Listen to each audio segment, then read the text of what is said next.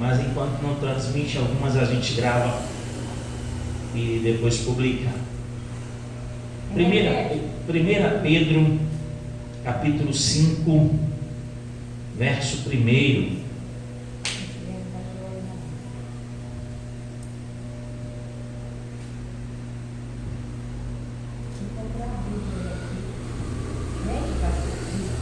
Já vendi muito, né? Estou pensando em voltar. Se você voltar, eu compro não, porque eu quero morar aqui da igreja. Estou pensando em voltar. 1 Pedro capítulo 5, verso 1. Vou ler, você já leu devagar, hoje eu vou ler bem mais devagar, que eu estou na versão da judaica. Que judaica? Bíblia judaica. Por esse motivo, advirto os líderes congregacionais, na maioria das versões vai dizer presbíteros ou anciãos, que há entre vocês, como líder e testemunha dos sofrimentos do Messias, bem como participante da glória a ser revelada. Pastoreiem o rebanho de Deus, que está aos seus cuidados, supervisionando-o, não por obrigação, mas de livre vontade, como Deus quer. Não pelo desejo de lucro desonesto, mas com entusiasmo. Não hajam como dominadores dos que estão sob seus cuidados, mas como pessoas que se tornam exemplos para o rebanho. Então, quando o pastor-chefe aparecer, que é Jesus, vocês receberão glória como sua coroa imperecível. Da mesma forma, vocês que são menos experientes, submetam-se aos líderes. Além disso, todos devem se revestir de humildade uns para com os outros, porque Deus se opõe aos arrogantes, mas aos humildes concede graça. Portanto, humilhem-se sob a poderosa mão de Deus, para que no tempo certo Ele os exalte. Lancem sobre Ele toda a sua ansiedade, porque Ele tem cuidado de vocês. Mantenham-se sóbrios e alertas. O adversário, o inimigo de vocês, aproxima-se sorrateiramente e, como um leão que ruge, procura alguém para devorar. Resistam-lhe, firmes na confiança ou na fé, sabendo que os irmãos que vocês têm em todo o mundo estão passando pelos mesmos tipos de sofrimento. Vocês têm de sofrer só mais um pouco. Depois disso, Deus, que é cheio de graça, aquele que os chamou para a sua glória eterna em união com o Messias, irá pessoalmente restaurar, estabelecer, fortalecer e firmar todos vocês. A Ele seja o poder para sempre. Amém. Amém? Até aí. Eu ia ler só até o verso 5, mas o Senhor pediu para eu fazer esse contexto. E eu confesso que hoje foi um daqueles dias que eu estava assim, mas, vamos dizer no português popular, mais perdido que segue um tiroteio, para saber o que é que Deus queria falar com a igreja. Tem dia que a gente está assim, tem dia que a gente não está com nada, E se você está falando isso, não está gravando para publicar na internet, diga, você hipócrita de não falar o que todo mundo vive e não tem coragem de dizer. Porque todo mundo vive e só não tem coragem de declarar, para se tirar onda de bonzão, de Superman, de Mulher Maravilha, mas todo mundo tem seus queixos, todo mundo tem seu dia, tem seu momento, não está legal. E até de buscar Deus para poder ver o que é que Deus quer falar, e Deus fica lá em silêncio, só olhando para a gente, e digo, até um estalo que Ele me deu à tarde. lembrando de um filme que eu já falei muito aqui, né? Que é Em Seus Passos, o que faria Jesus, né? E aí, lembrando dos pontos, e me trouxe muito à mente o que o personagem fala ao pastor da igreja, que é justamente esse texto de 1 Pedro capítulo 5, verso 2. E aí, quando eu fui terminar de ler, foi que eu fui ver que também acabou juntando com o versículo que eu mandei à tarde, né? Com a imagem bíblica, que já foi 1 Pedro 5, justamente o verso 10. Então, quando você começa a ver o que é que Deus quer encaixar, que você se permite. E às vezes Deus começa fazendo isso, falando de você para os outros, dos outros para você, mas a palavra sempre fala com todo mundo. Pedro é aquele cidadão que todo mundo conhece, que quando começou a caminhar com Jesus, era o mais temperamental, era o mais esquentado, né? Era o mais panela de pressão. Jesus chega a dizer que naquele momento, né, que está se aproximando da crucificação, Jesus chega a dizer a Pedro: quando você se converter, vai e confirma seus irmãos. Ou seja, estava andando com Jesus, mas ainda não estava convertido, né? A gente precisa entender essa diferença. Uma coisa é andar com Jesus, outra coisa é ser convertido a Jesus, né? Tem muita gente que acha que começou a ir para a igreja, começou a orar, começou a ler a palavra, já se converteu. Não, conversão é diferente, né? Esse conceito que precisa ser trazido de volta para que as pessoas entendam, mas que infelizmente não é uma palavra tão procurada hoje em dia. E Pedro aqui, ele começa advertindo, né, justamente a liderança. E aí foi onde eu parei para ver que às vezes Deus, para falar com a igreja, também ele começa falando com os líderes. Pedro está aqui agora na direção do Espírito Santo, advertindo a liderança. Nas versões de Almeida fala presbíteros, em algumas falam anciãos, né? Não importa qual seja a versão, seja presbíteros ou anciãos ou líderes congregacionais, Pedro está falando com aqueles que estão pastoreando a igreja de Deus, estão pastoreando a igreja de Cristo, aqueles que estão em frente, né? Até porque existe um outro que a gente precisa parar para observar, que hoje tem muita gente ajudando em liderança e que acaba pastoreando também. E aí ele traz uma advertência, e não se colocando acima de ninguém, pelo contrário, ele se coloca no mesmo nível. Pedro, ele é o primeiro líder da igreja primitiva, vamos dizer assim, porque ele que encabeça grande parte das questões, mas ele não se coloca acima de ninguém aqui nesse texto, ele se coloca no mesmo nível.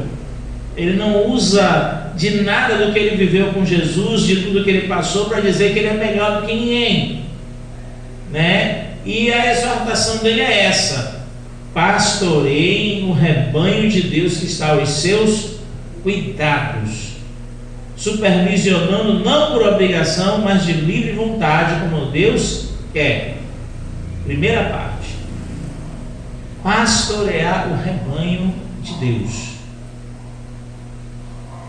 E a gente sempre tem falado isso muito em conversa, em pregação, até porque hoje as pessoas, elas não entendem muito mais o conceito de igreja, o conceito de pastoreio, o conceito de ovelha, o conceito de verdadeiramente viver igreja, ser igreja. O interessante é que dentro de toda essa circunstância, para domingo no YouTube, essa é a chamada que a gente tem para os nossos vídeos, é adorar e ser igreja.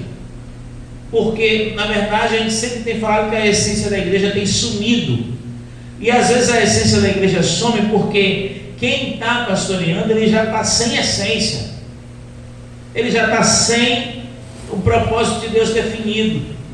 E foi isso que o inimigo fez esse tempo todo. É por isso que Deus pediu para eu ler o texto inteiro, porque eu sei que tem muito líder que não está cuidando de rebanho nenhum. Eu sei que tem muito pastor que não está cuidando de rebanho nenhum. A verdade é essa, né? Ou se está cuidando como uma obrigatoriedade. Na verdade não é para ser obrigatoriedade, né? É uma simples questão: não quer mais pastorear, pendura a chuteira e tchau, né? Apesar que atire a primeira pedra quem nunca pensou em desistir no meio do caminho, né? Todo mundo já passou por isso aí, não só com relação a pastorear, mas com relação a várias outras coisas.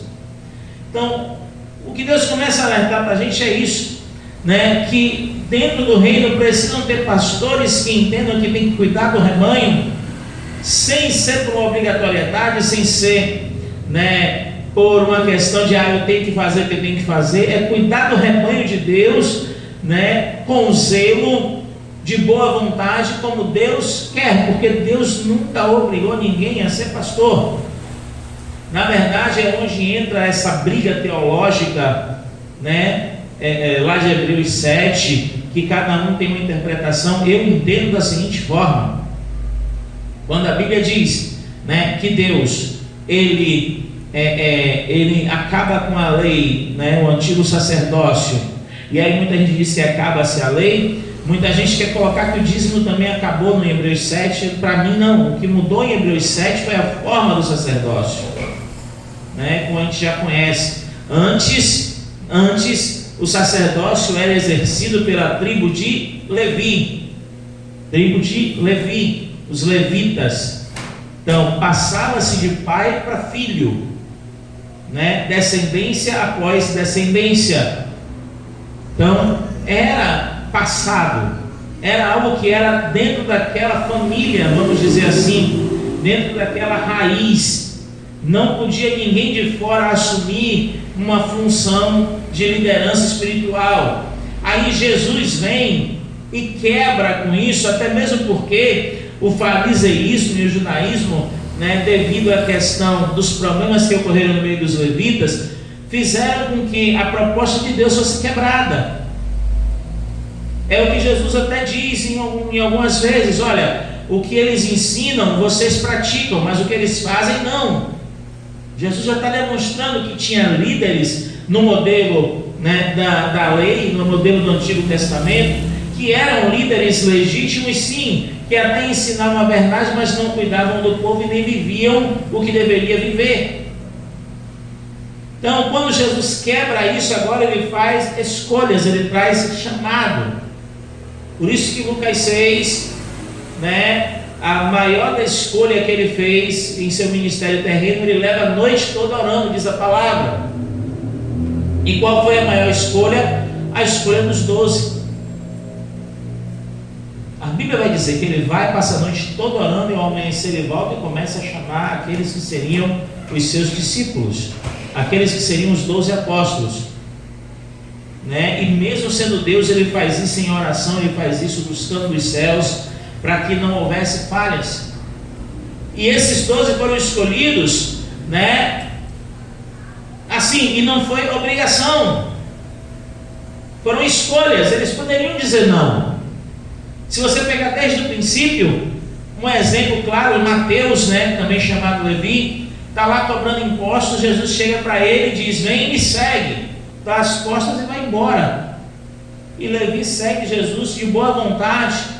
Se ele já seguiu de boa vontade, imagine ele sendo escolhido para ser apóstolo, ele ia recusar? Mas nada foi forçado. Deus não força ninguém para assumir nada.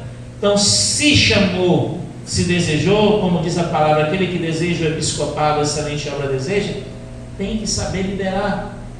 E é essa a questão que a gente sempre tem falado, de por que o Evangelho tem sofrido em tantas circunstâncias. Porque se não há líderes que fazem isso de bom grado, que fazem isso, né, da forma que Deus quer, o povo perece. Jesus falou o quê? Fere-se o pastor, dispersa-se, espalha-se as ovelhas.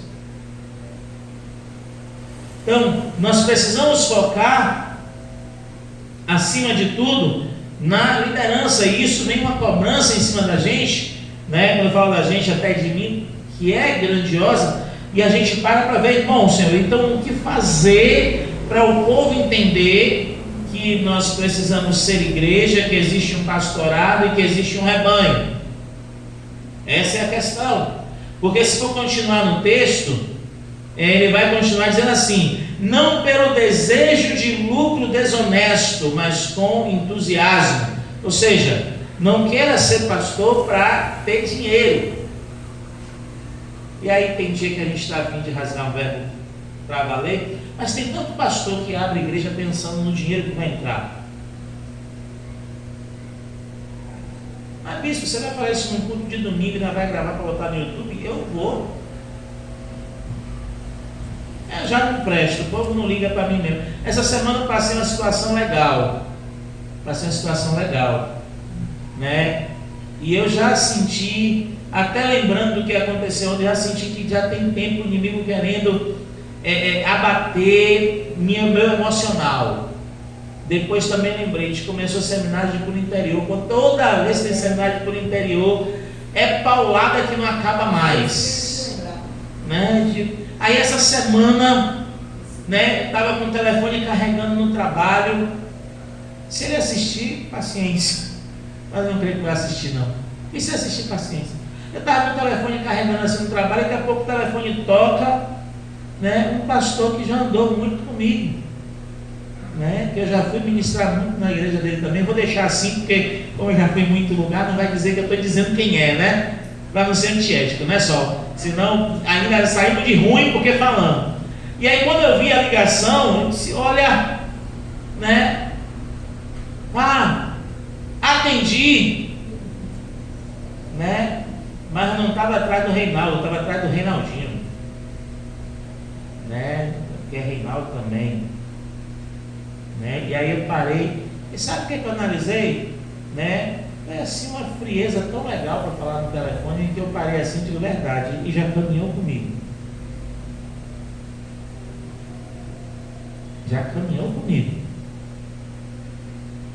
E aí você fica meio assim, sabe? E digo: mas não vou levar isso em conta, não. Vou levar não, porque, né, infelizmente, o reino é muito dividido. E é por isso que eu estou começando falando de pastores, para depois falar de ovelhas. Mas tem tanto pastor que começa a igreja aí pensando no dinheiro. É por isso que minha mãe fica pegando meu pé: um dinheiro para botar na igreja. Igreja não é só dinheiro, não. A obra precisa do dinheiro para pagar aluguel, para investir, para ter a sua... Mas a obra não é só dinheiro. Aliás, é até como eu ensino aqui: se você não entender o princípio do que é dizimar, primiciar, ofertar, está sendo em vão. Você só está dando dinheiro para a gente pagar a conta, mas a bênção de Deus sobre sua vida não acontece. O que a gente quer é que a bênção de Deus aconteça na sua vida. Amém. Glória a Deus. Não adianta eu estar aqui, até mesmo porque eu já contei testemunho aqui recentemente, preocupado com tanta coisa, né? Vem uma pessoa só e me entrega R$1.000 de dízimo. Deus abriu porta, estava dando R$1.000 de dízimo, só ela. Então assim, eu já tive exemplos de que Deus é que provê. Já cansei de viver. Vou relembrar essa experiência que já contei. A gente estava num outro ponto ainda, né? Terminou o culto, a dona do ponto estava lá, congregava com a gente. Eu até com dinheiro para pagar aluguel, mas estava faltando uns R$100. Eu digo: mano, vou pagar faltando uns 100, depois eu entrego. Aí o que é que Deus faz? Né? Faz parar uma pessoa na porta da igreja para trazer uma oferta que era os R$100 que estava faltando. Glória a Deus. Então, quando você entende que Deus é provedor, você não esquenta, né? O que eu falei, inclusive, até essa semana na reunião aqui, né, para não abordar muito, não é que eu estou preocupado com o que pagar, porque eu sei que Deus provê, mas é a angústia de repente você querer ver algo fluir, porque o reino tem que fluir. A gente não está preocupado aqui de ver Deus trazer dinheiro, a gente está preocupado de ver vidas sendo restauradas. Isso é pastorear conforme a vontade de Deus, sem estar preocupado com lucro, mas com entusiasmo. E concluindo no texto do verso 3, não agindo como dominadores dos que estão sob seus cuidados, mas como pessoas que se tornam exemplos para o rebanho.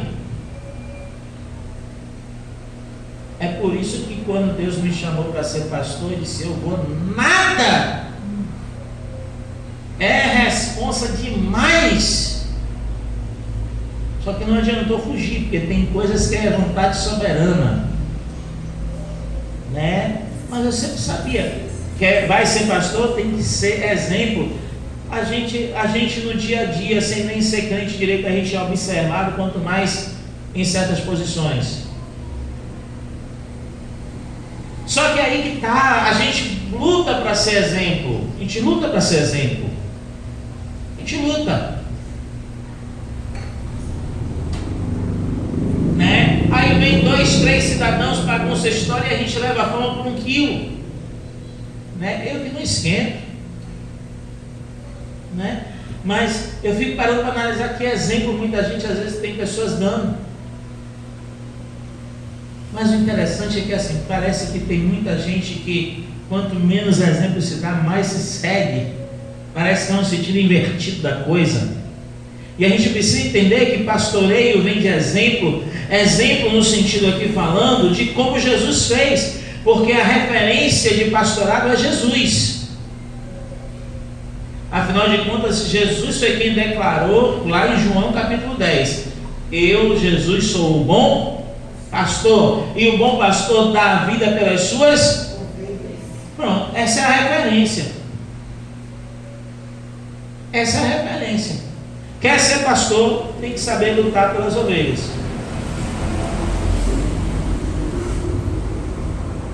Quando Deus começou a falar isso comigo hoje, eu digo: sim, Senhor, beleza, o Senhor está falando comigo, o Senhor quer que eu passe isso para a igreja, e o restante. Aí isso continua o texto.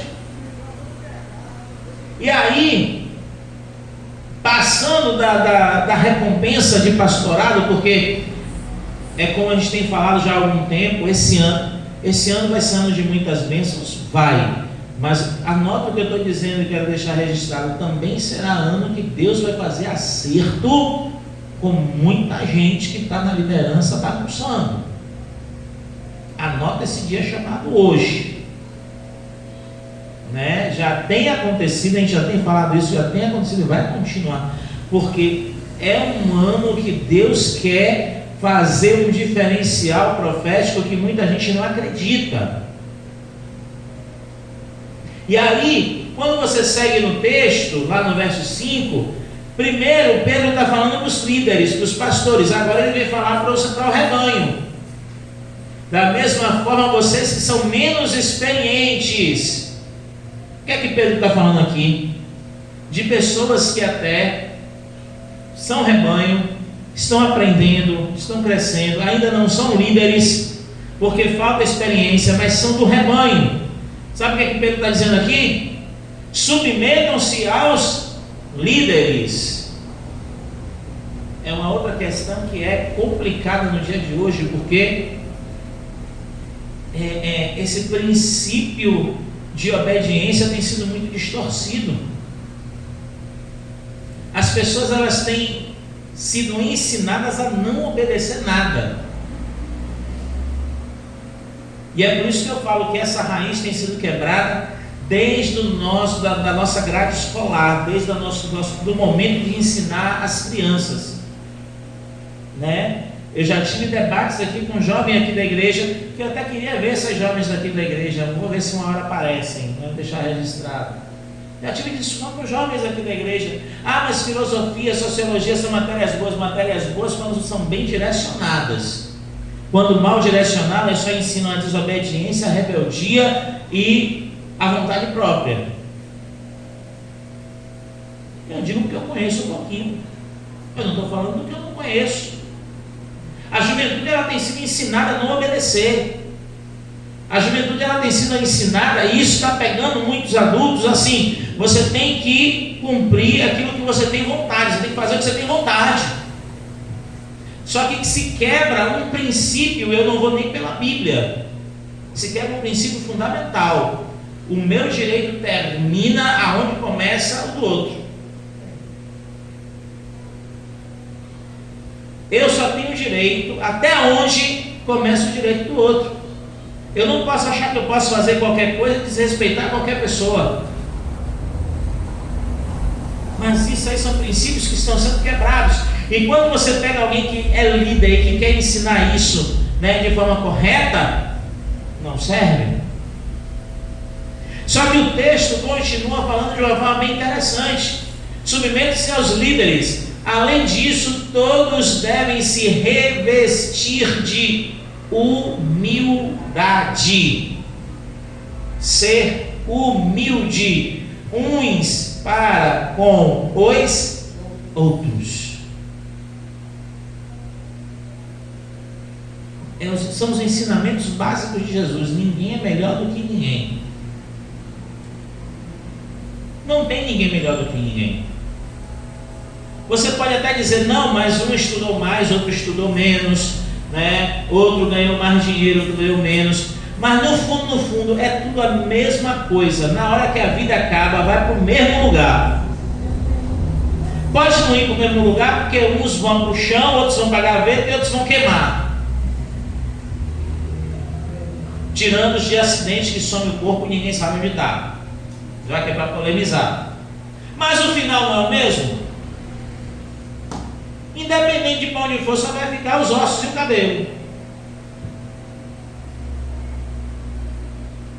Então, quando Pedro fala revestidos de humildade uns para com os outros, é entender que Deus me deu inteligência, dons, graça, entendimento, mas eu não sou melhor do que ninguém. Eu tenho que saber conviver com as pessoas, eu tenho que saber respeitar as pessoas, eu tenho que saber amar as pessoas. Amar não é emoção. Amor, emoção, leva para eros, que é amor de esposo por esposa. Amor, emoção, leva para o amor filéu, que é amor de pai e filho. Mas o amor ágape, ele não é emoção, é ordem.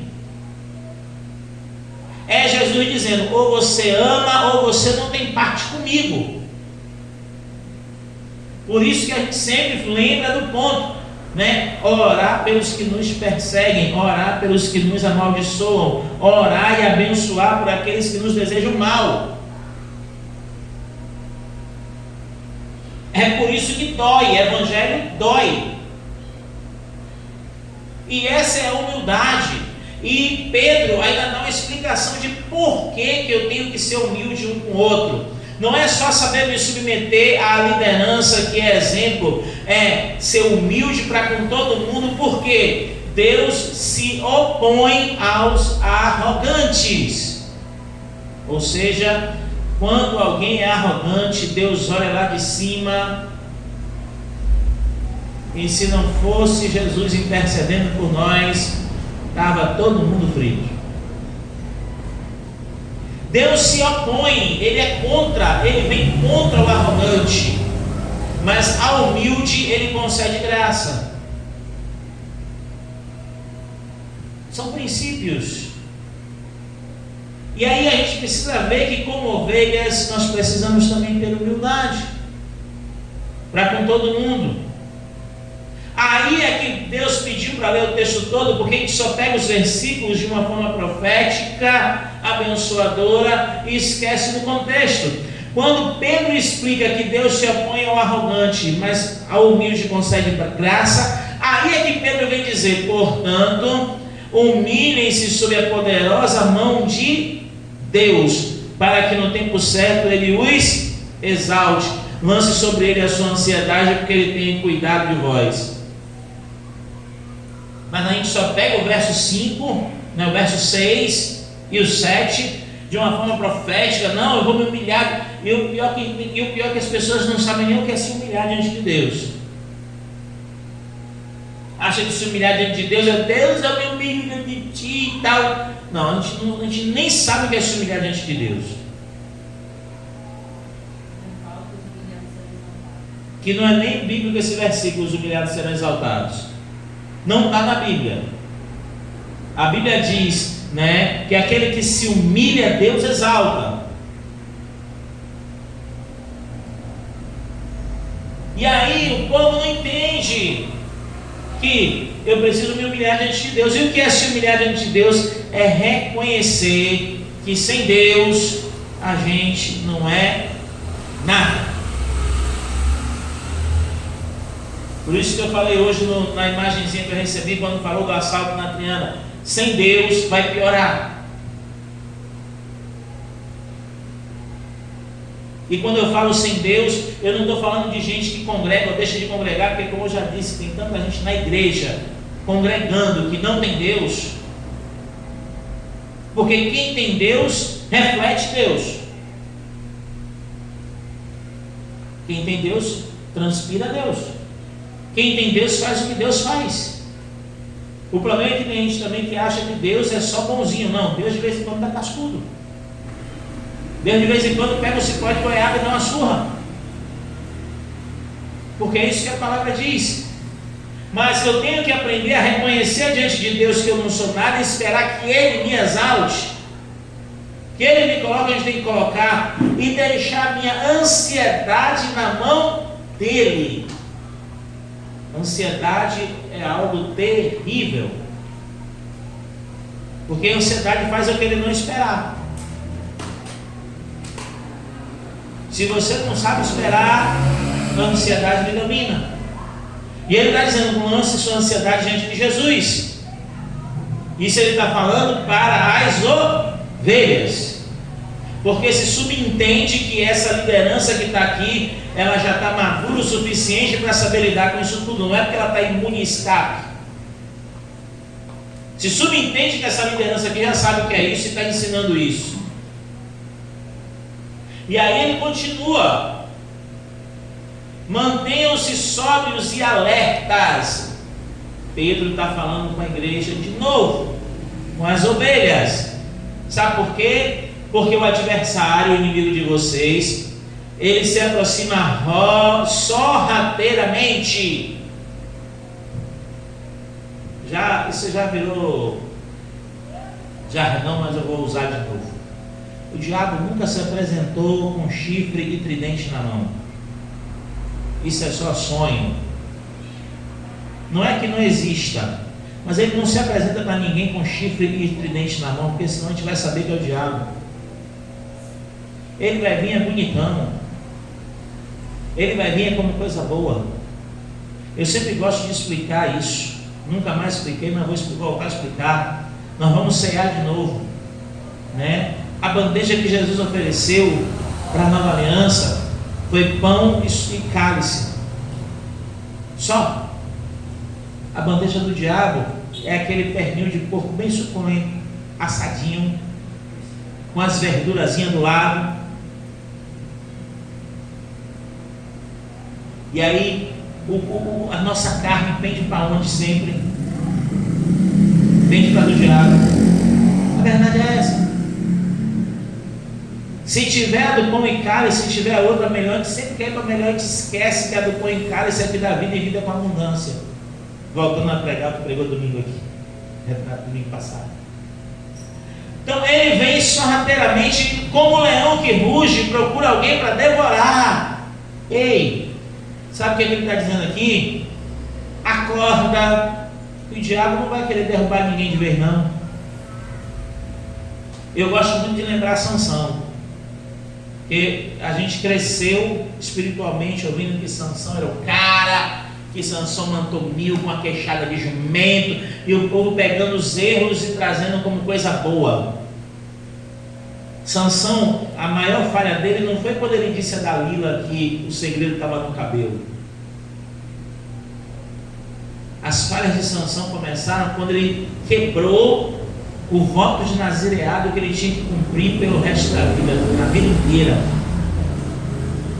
E quem conhece de Bíblia sabe o que eu estou falando. Nazireu não podia tocar em coisa morta, Nazireu não podia beber bebida forte, bebida alcoólica, Nazireu não podia cortar cabelo, entre outras coisas. Primeiro erro, né? Uma ocasião ele mata um leão que tenta atacar, mas na volta está só os ossos do leão, né? E uma colmeia de abelhas lá com mel. Ele vai e toca no leão e colhe o mel que está ali para poder saborear. Nazireu não pode tocar em coisa morta. Voto de nazireado era um voto que era feito diante de Deus, que no normal se levava 7 anos, ou o período que se pedisse a Deus, né? Era o que a gente chama de voto com Deus. Mas Sansão era nazireu de Deus, ele tinha que ser nazireu do nascimento até a morte. Ele toca no leão e ainda vai fazer enigma com o leão. Ele é cercado por um monte de filisteus, né? Ele vê uma queixada de jumento. O que é a queixada de jumento? É uma cabeça de jumento morta. Eu acho que na cabeça dele foi assim: bom, eu já toquei no leão, não aconteceu nada. Pegou a queixada de jumento e pau, matou 1000 homens de uma vez só. Olha, quem disse, é assim que o inimigo engana. Olha, não pude tocar em outra coisa morta, mas com a queixada de jumento eu matei 1000. Será que Sansão não pensou assim? Isso você está quebrando o que muita gente pensa de Sansão. Então vá ler Bíblia e me deixe quieto. Não quiser terminar de assistir, não termina. E aí ele continua. Então quando Dalila vai atentar ele para querer saber o segredo não estava no cabelo, o segredo estava na obediência. Porque a primeira mulher que ele casou, que era a filisteia, foi propósito de Deus, mas a segunda não. É só você ler o texto lá de Juízes. O que derrubou Sansão não foi Dalila, o que derrubou Sansão foi a desobediência constante. E aí fez ele chegar àquele ponto de pensar: não acontece nada não, eu estava no cabelo, pode raspar o cabelo. Ali ele se quebrou. Porque o voto de nazireado não estava no cabelo, estava com Deus. Mas deixa para lá. Nós temos que entender que as afrontas do inimigo a gente tem que resistir, como está no verso 9. Resistir firmes na fé, firmes na confiança. Só que é o que eu sempre lembro. Será que a gente sabe dizer qual é o motivo pelo qual a gente realmente crê em Jesus? A gente está pronto para explicar a razão da nossa fé, da nossa confiança? Esse é o ponto fundamental. Eu tenho que me firmar confiante no propósito e na promessa de Jesus. Mas a cada dia que passa, a cada tempo que passa, essa geração está mais apegada aqui na terra do que no céu. Jesus falou: o reino de Deus não é comida, não é bebida, mas é gozo, paz e alegria no Espírito Santo.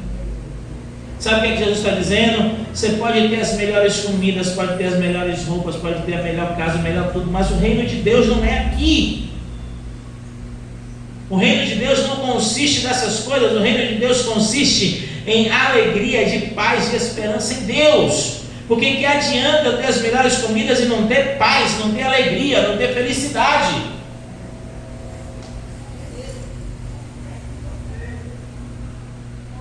Não resolve nada.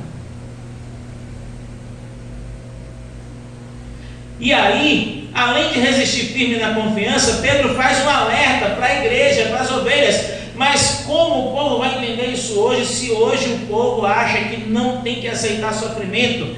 Pedro está dizendo aqui de forma bem clara: vocês resistam-lhe firmes na confiança, sabendo que os irmãos que vocês têm em todo o mundo, ou seja, a igreja, os cristãos, estão passando pelos mesmos tipos de sofrimento. Então, quando você começar a reclamar que a coisa está ruim, que não sei o que, olhe-se no espelho. Eu gosto de olhar no espelho. E lembre que tem alguém passando igual ou pior do que você. Ah, bispo, mas não é mais nem meio, mas é o que a palavra diz. E Pedro aqui para esse povo ainda diz mais, ainda diz uma coisa que tem gente que não gosta de ouvir nunca: vocês têm de sofrer só mais um. Ou seja, a gente quer parar de sofrer e Pedro vai dizer: não, vocês têm que sofrer mais um pouco.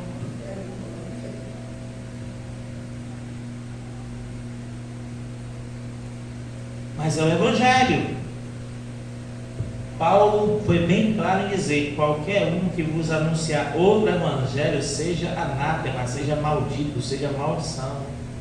Mas tem muita gente pregando o Evangelho: não, você não pode aceitar o sofrimento. Não, repreenda isso em nome de Jesus. E se for Deus permitindo um sofrimento para você crescer?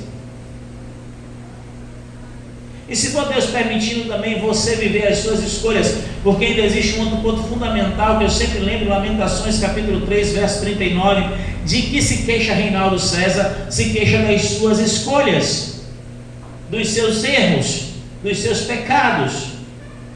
Eu não me queixo daquilo que... Não adianta, seminário de cunho interior, não adianta eu dizer que o que eu estou passando é culpa de Jane, porque quem escolheu fui eu. Vou deixar dentro de casa para não pensar que... Não adianta. Estou trazendo algo para a esposa, que é uma carne só para entender. Não adianta eu reclamar por nada, porque a decisão é minha, o ponto é meu. Se eu errei, eu errei. Não adianta dizer que a culpa é dela. Então eu tenho que entender que nós vamos sofrer mais um pouco. O que é sofrer mais um pouco? Enquanto Deus não estabelecer e firmar aquilo que Ele tem preparado para a gente. Tem gente que diz que esse texto fala somente sobre a vida eterna. Eu discordo, porque quando Pedro, o mesmo Pedro, conversa com Jesus: nós deixamos pai, mãe, irmãos, tudo para te servir. Jesus disse: vocês vão ter nessa vida muito mais do que deixaram, e na vida eterna não está comigo. Então tem recompensa de Deus nessa vida aqui? Tem. Talvez não a que eu e você queiramos, talvez não a que você quer. E tem muita gente que quer estar servindo a Jesus, que acha que é assim: não, estou servindo a Jesus, eu estou ofertando porque eu vou chegar na Ferrari, vou chegar na Lamborghini, no Porsche. Se tu chegar, a salvação já está bom. Porque a palavra diz aqui: depois disso, Deus, que é cheio de graça e que chamou para a sua glória em união com Jesus, Ele pessoalmente irá restaurar, estabelecer, fortalecer e firmar todos nós. O problema é que toda dificuldade que a gente tem, a gente quer se firmar em, às vezes, alguma coisa que não tem nada a ver com Deus. Às vezes a gente, ao invés de se firmar em Deus, a gente busca se firmar em outras coisas. E aí eu pergunto: vai para onde? Vai fazer o quê? Vai conseguir o quê? Eu sei que muita gente tem distorcido a essência da igreja, a essência do que é ser ovelha, do que é verdadeiramente pastorear. Vou começar pela liderança. A essência de realmente pastoreio tem sido corrompida. E é por isso que tem gente que sofre. Aí sabe o que é que muitos fazem? E eu também sou tentado a mesma coisa, não vou mentir. Não vou ser hipócrita. Você está aí batendo testa, rapaz. De vez em quando vem essa vozinha no pé do ouvido, você fica aí batendo testa, rapaz. Faz um evento aí de movimento, deixa o povo olha assim e digo assim: vai resolver o que depois? O povo vai pular, vai tudo para o inferno depois? A gente já teve culto aqui que não precisou de nada disso e teve tanto mover. Estava relembrando aqui essa semana, a gente veio assistir um filme aqui para se divertir. Deus fez coisa tão grandiosa e a gente está esquentando. Deus não precisa de regra. Não é que eu não concorde, não, eu respeito todo mundo, mas é por isso que eu não coloquei quinta de vitória, sexta de não sei o que. Todo dia é dia de vitória, todo dia é dia de Deus pregar a vitória, todo dia é dia de Deus ungir, batizar no Espírito Santo, todo dia é dia de Deus curar, mas também querer, em primeiro lugar. Em segundo, eu realmente estar com Ele, porque tem gente que quer cura e nem com Ele está. Uma vez eu ouvi isso: o nome de Jesus virou uma chave para quem está no aperto. Apertou, Jesus! Mas todo mundo já entendeu isso. Na hora que a situação aperta, aí é Jesus para lá, Jesus para cá. Tem gente que ora, tem gente que Tem gente que pega todo o círculo de oração que aparece, tem gente que pega culto 7 dias na semana quando aperta, porque é Jesus, Jesus, Jesus. Aí quando folga, cadê? Ué, sumiu. A gente chega até a pensar que a pessoa foi arrebatada e a gente ficou. De tanto que estava, porque estava no aperto. Quando estava no aperto, estava em todo o culto, toda oração, estava no grupo do WhatsApp, pedindo oração, orando, estava aparecendo em tudo quanto é lugar, não podia ter uma viagem para ir para um culto que aparecia, né? Era mais nem que a gente, aí some de vez quando é abençoado. A gente pensa, será que foi arrebatado eu fiquei? Depois a gente descobre não, porque melhorou a situação, aí não precisa mais de Jesus. Sabe? A pessoa precisa de tudo e depois esquece que Deus é tudo. A gente precisa voltar à essência. 2021 a gente precisa dessa essência. Dá trabalho? Dá, porque o povo não quer saber disso. O povo quer a cura. Recebe a cura. Não posso nem cantar muito, que vai para o YouTube, senão corta a pregação. Direitos autorais. O povo quer a cura. O povo quer o renovo, mas o povo não quer aquele que faz tudo isso. É por isso que vive. É por isso que o celular. É por isso que o celular é o que mais representa o ser humano e ele não se dá conta. Hoje em dia. Não entendi, bispo. Esse aparelhinho aqui é o que mais nos representa e a gente não se dá conta. E a gente não entende a mensagem. Porque para esse bichinho aqui funcionar precisa o quê? Está carregado. Está com a bateria em 100%. Só que quando você começa a usar, o que é que acontece? Vai descarregando. Vai descarregando. Vai descarregando. Aí quando chega em 10%, quando chega em 20% ele apita, ó, precisa carregar. Aí o que é que a gente faz? Vai lá e bota na fonte, no carregador. Porque sabe, quando liga na fonte, a bateria volta a 100%. E por que a gente não segue o exemplo? Você que está ouvindo, por que não segue o exemplo do celular? Que às vezes está aí moído, rebentado, destroçado, sabendo que está vazio, oco, não tem mais nada de Deus aí dentro. E por que não volta para a fonte?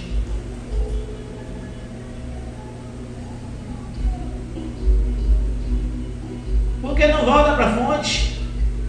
Porque como é que eu vou me encher de Deus longe de Deus? Como é que eu vou me encher de conhecimento sem conhecimento? É princípio básico.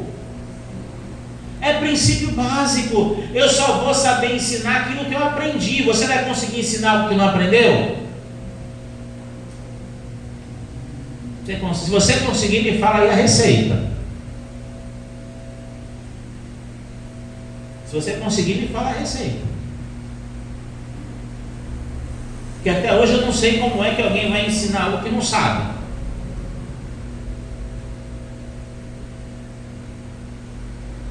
Mas não aprende e quer ensinar. Não carrega da fonte e quer estar cheio, não tem como. O celular, que era para ser o nosso maior exemplo, é quem mais faz a gente fugir de Deus, porque a gente lembra de tudo, mas não lembra de Deus.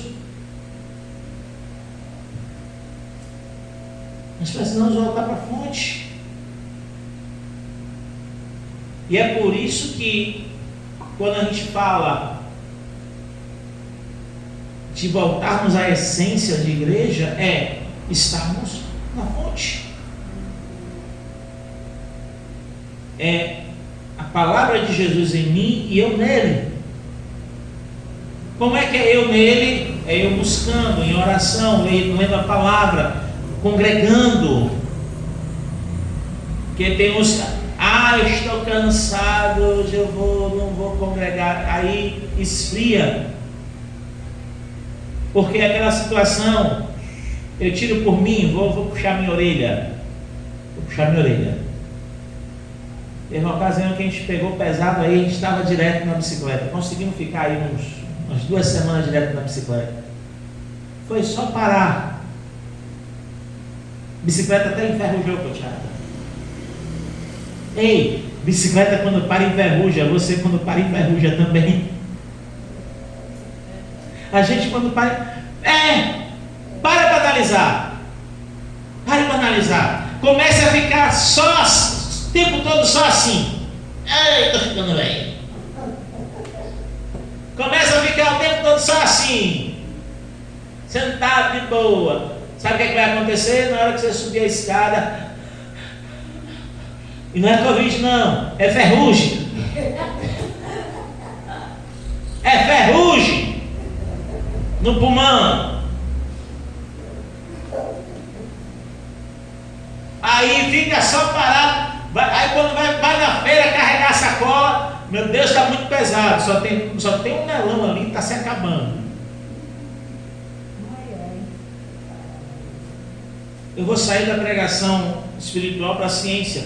Seus músculos foram feitos para trabalhar. Se você para, eles param, atrofiam.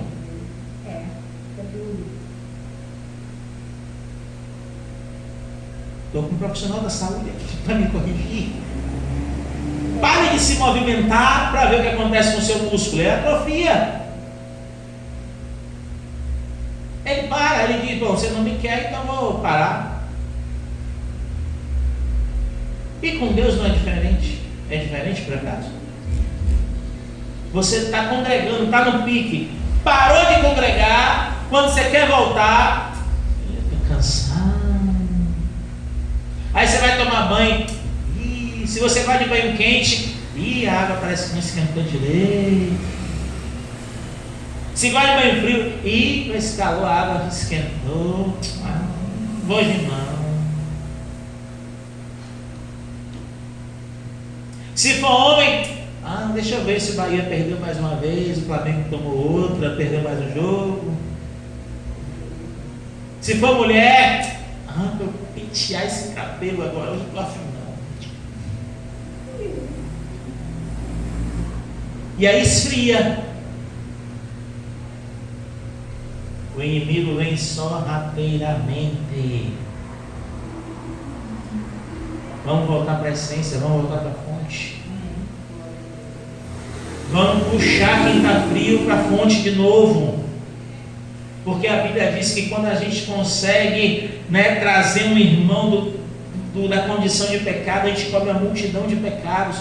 É isso que Deus está esperando de mim e de você. Não, eu vou levar lá onde o irmão revela até a identidade. E pronto, se revelar, glória a Deus. Agora, se não revelar, vai ficar na mesma. Eu creio no dom, mas é muita brincadeira que tem hoje em dia.